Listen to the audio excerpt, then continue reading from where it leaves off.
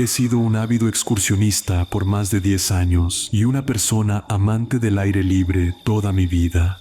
La naturaleza siempre ha sido un lugar que me hace sentir libre. Mis padres siempre me alentaron a explorar y ensuciarme las manos y los pies cuando era niño. Mi hermano y yo siempre fuimos conocidos como los niños descalzos que caminaban por nuestro vecindario y por los bosques que lo rodeaban. Como adulto, todavía disfruto la sensación de caminar por la naturaleza, aunque ahora con zapatos.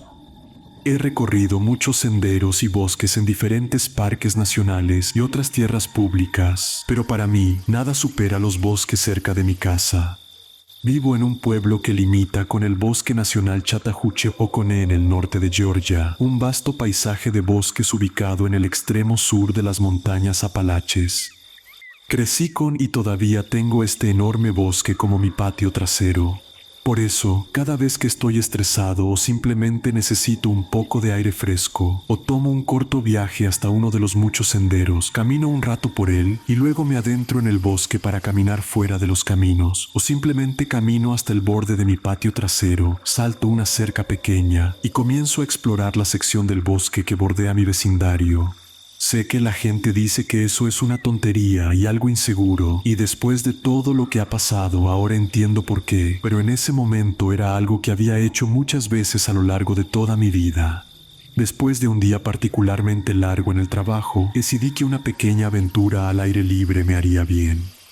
Me cambié a ropa de senderismo, puse unas botellas de agua y barras de granola en mi mochila, me colgué el compás alrededor del cuello, caminé hasta el borde de mi patio trasero y salté la cerca.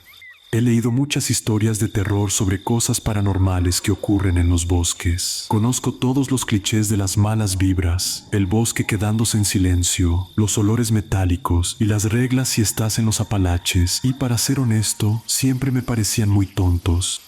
Pasé toda mi vida en estos bosques y lo más aterrador que me había pasado hasta ese momento fue que un venado saltara justo frente a mí porque accidentalmente me acerqué mientras estaba dormido. Ese día no fue diferente. El sol brillaba, los pájaros cantaban y yo ya me sentía mejor. Ojalá hubiera dado la vuelta en ese momento. Avancé alrededor de media milla dentro del bosque y estaba a punto de regresar. Estaba descansando y bebiendo una de mis aguas junto a un arroyo entre dos pequeñas colinas cuando lo escuché. Estando al lado del arroyo, el ruido era difícil de distinguir, pero justo sobre la colina frente a mí podía oír a una persona hablando. ¿Qué?, murmuré para mí mismo. Y ya había visto mapas de esta zona antes. No debería haber una casa, ni siquiera un sendero de senderismo por al menos otra milla. Inmediatamente tuve dos pensamientos. O era alguien como yo que solo quería estar solo, o era alguien que se había perdido. Usé algunas piedras para cruzar el arroyo y comencé a subir lentamente y en silencio la colina cubierta de rododendros. Quería escuchar qué decía la persona para saber si necesitaba ayuda. No pasó mucho tiempo antes de que tuviera dos revelaciones al acercarme a la cima de la pequeña colina. Una, no era una persona, eran personas, lo que sonaba como mucha gente. Y dos, no estaban hablando, se estaban riendo. Mientras me acercaba más a la cima, ahora agachado cerca del suelo, las risas se volvían cada vez más claras, pero de alguna manera eso solo lo hacía más extraño. Las risas sonaban lo suficientemente normales, pero eran forzadas, como cuando alguien cuenta un chiste y todo el grupo se ríe y tú te ríes también, aunque no entiendas el chiste. Eran risas normales, pero sonaban entrecortadas y carentes de emoción genuina, sin palabras, sin chistes, solo risas constantes. Debería haberme dado la vuelta.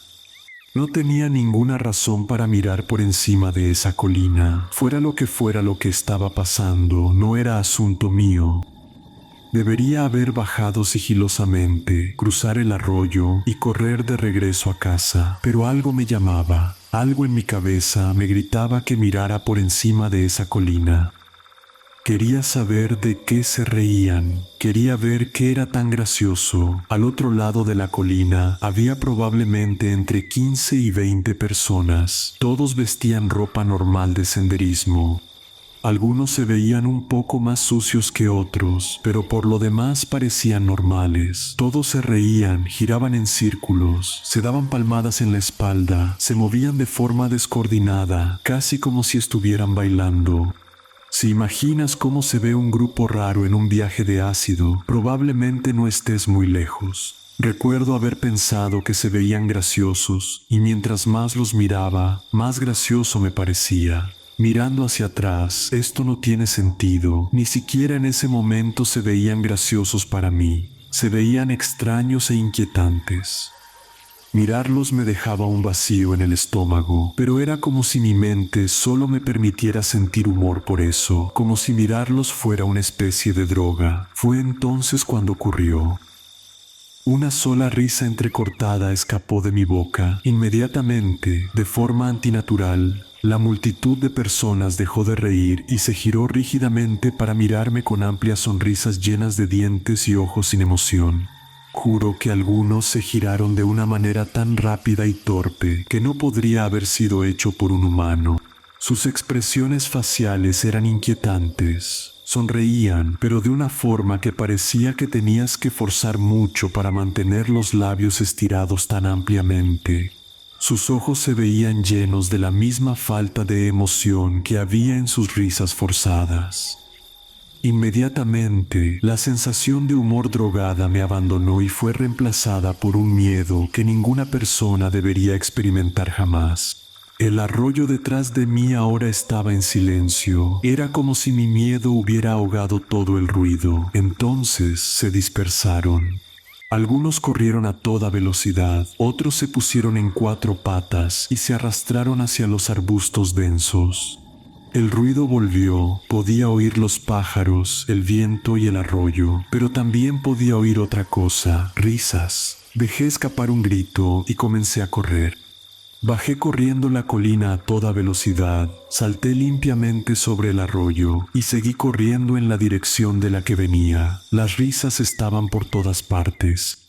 Podía oírlas a mi derecha, a mi izquierda y justo detrás de mí, pero cuando buscaba quién se reía, solo veía árboles y arbustos. Al pasar corriendo junto a un arbusto en la cima de una colina, vi un brazo saliendo de él seguido de una risa que perforaba los oídos. Me agaché para esquivarlo, pero agarraron mi mochila y jalaron. Tal vez solo perdí el equilibrio, pero lo que agarró mi mochila se sentía tan sólido como un árbol. Mi mochila fue arrancada de inmediato y me hizo rodar colina abajo. La adrenalina corría por mi cuerpo en ese momento. Cualquier dolor tendría que esperar. Las risas se acercaban.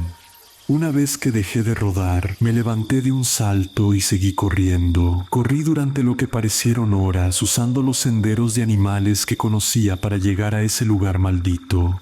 Incluso cuando las risas se fueron alejando, seguí corriendo. Sabía que me atraparían si me detenía. Corrí hasta que mi pecho y mi estómago chocaron contra la cerca de alambre de mi patio trasero. Una vez adentro, cerré con llave todas las puertas, bajé todas las persianas y lloré en el piso como un niño. Eso fue hace 2 semanas. No he vuelto a poner un pie en el bosque desde ese día y no planeo hacerlo pronto. Siempre pensé que el bosque era parte de mi hogar, que podía sentirme cómodo allí, pero ahora sé que no es verdad. Toda la alegría y toda la paz que la naturaleza me traía antes ahora se ha reemplazado con esta sensación de pavor cada vez que imagino estar en el bosque. El bosque no es mi hogar, es de ellos, sean lo que sean, y no les gusta que me haya entrometido. Esta mañana escuché un golpe en la ventana de la puerta trasera. Cuando fui a investigar, encontré una sola barra de granola frente a la puerta. Cuando me detuve y miré hacia el bosque, lo escuché. Era débil, pero estaba allí, el sonido de risas entrecortadas viniendo de lo profundo del bosque. Esto pasó en un pueblo pequeño en las montañas boscosas cerca de Xalapa, Veracruz, donde mi abuelo tenía una finca. Yo tenía 13 años y me mandaron allá unas vacaciones de verano. No había luz eléctrica la mitad del tiempo, mucho menos internet o señal. Los días se pasaban caminando entre cafetales, persiguiendo gallinas y bañándose en el río frío. Una noche estábamos sentados en el corredor de la casa, como a las 10, tomando café de olla caliente.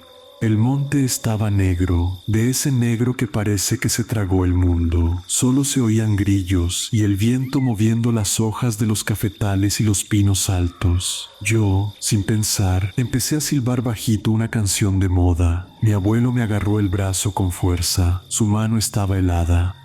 «No silbes de noche», me dijo casi sin voz. «¿Por qué?», pregunté riéndome. Él no sonrió, miró hacia la oscuridad y contestó: «Porque el silbón responde». Me reí más fuerte. Pensé que era una de esas historias para asustar chamacos, pero mi abuelo se quedó serio y añadió, bajito: «Escúchame bien, mijo. Si lo oyes lejos, está cerca. Si lo oyes cerca, está lejos». No entendí nada. Me fui a dormir todavía riéndome. A la 1 de la madrugada me despertó la vejiga. El baño quedaba afuera, a unos 10 metros de la casa, bajo un árbol de mango. Salí con la linternita de pilas que me había prestado mi abuelo. El patio estaba húmedo y olía a tierra mojada, a café y a pino fresco. Caminaba descalzo, sintiendo la grama fría entre los dedos cuando lo escuché. Un silbido, largo, agudo, lejano, venía del fondo del cafetal, como si alguien llamara desde muy lejos. En ese instante me acordé de las palabras de mi abuelo y se me heló la sangre. Si lo oyes lejos, está cerca. Los perros de la finca empezaron a gruñir al mismo tiempo. No ladraban. Gruñían bajito, con miedo. El pelo de la nuca se me paró. Apunté la linterna hacia los árboles. Allá, entre las sombras del bosque de niebla, había algo parado. Era demasiado alto, más alto que cualquier hombre que yo hubiera visto, como si un tronco de pino hubiera cobrado vida. No se movía, solo estaba ahí, quieto, mirando hacia la casa. Entonces dio un solo paso, lento, y el silbido volvió a sonar, esta vez justo detrás de mí, tan cerca que sentí el aire frío moverse en mi oreja. Corrí como nunca en mi vida, tropecé, me caí, me levanté sin sentir el dolor y golpeé la puerta de la casa con los puños, gritando. Mi abuelo abrió antes de que yo terminara de golpear, como si hubiera estado esperando despierto todo ese tiempo. Me jaló adentro, cerró con seguro y apagó la linterna. La casa quedó en completa oscuridad. Solo se escuchaba mi respiración agitada y el corazón que parecía que se me iba a salir por la boca. Mi abuelo puso su mano en mi hombro y me preguntó con calma: «¿Lo escuchaste lejos primero?». Asentí, sin poder hablar.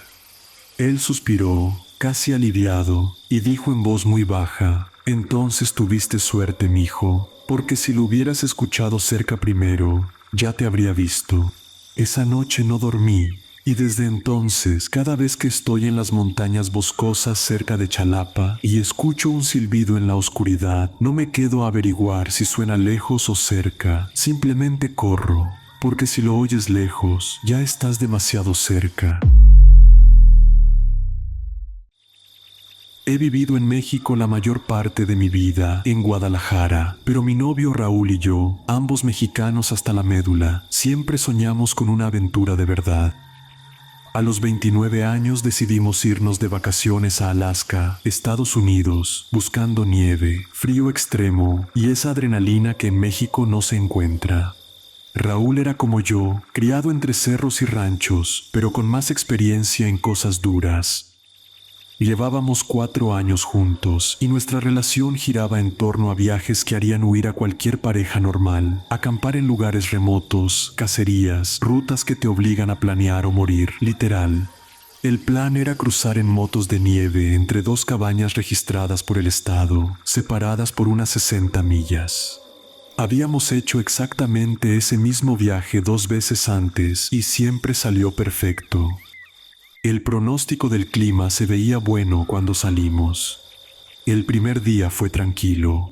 Llegamos a la segunda cabaña al atardecer, comimos esas porquerías deshidratadas que Raúl juraba que sabían bien y jugamos cartas, noche relajada. A la mañana siguiente desperté con una ventisca brutal que apareció de la nada. El pronóstico no había dicho nada. Teníamos comida de sobra y podíamos esperar, pero decidimos seguir. Deberíamos haber esperado. Las cosas se pusieron feas rapidísimo. El viento era peor que la nieve.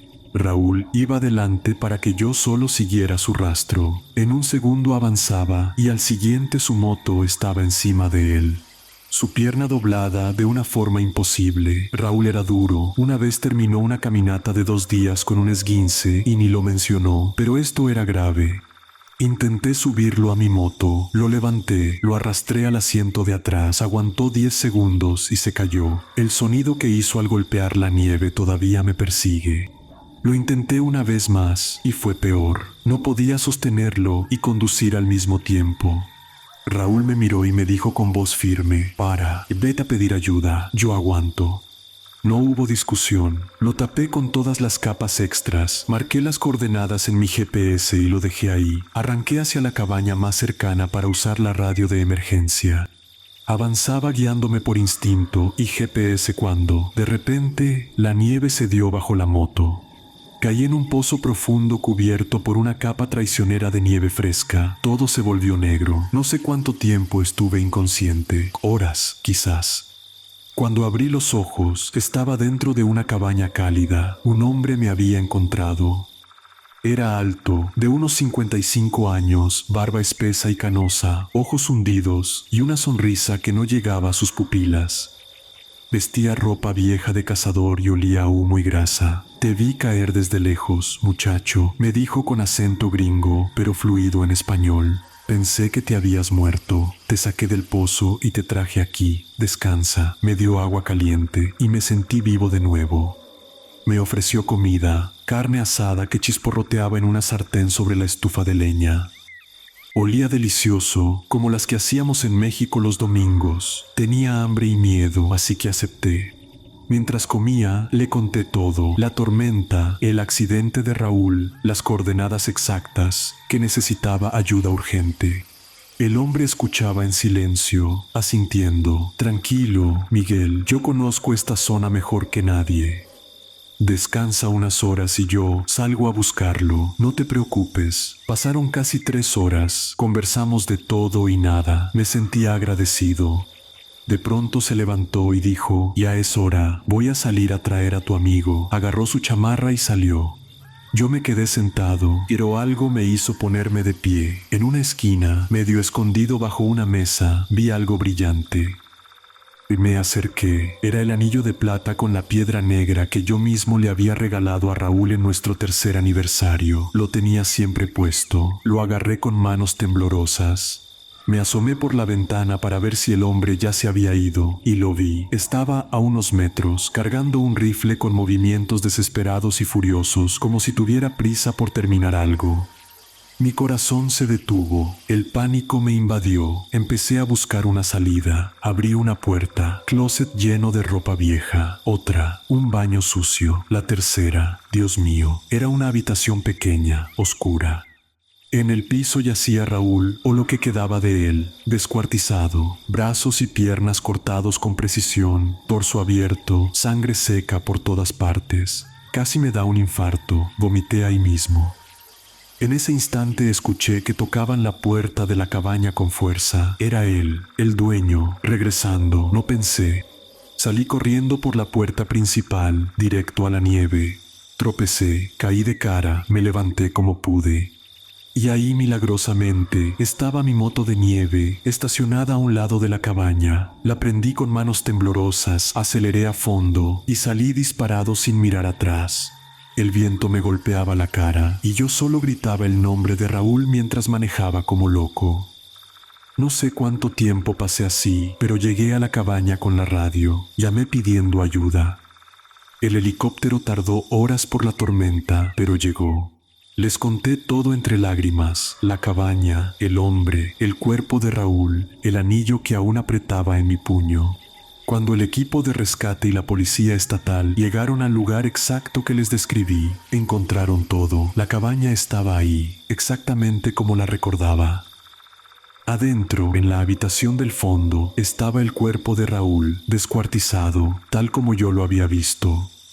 Pero lo peor no era eso. Levantaron las tablas del piso y encontraron un verdadero infierno. Más cuerpos, algunos frescos, otros ya solo huesos. Contaron al menos 25 cráneos humanos, más restos de brazos, piernas y torsos apilados como basura. El hombre de la barba era un asesino serial que llevaba años cazando gente en esa zona remota.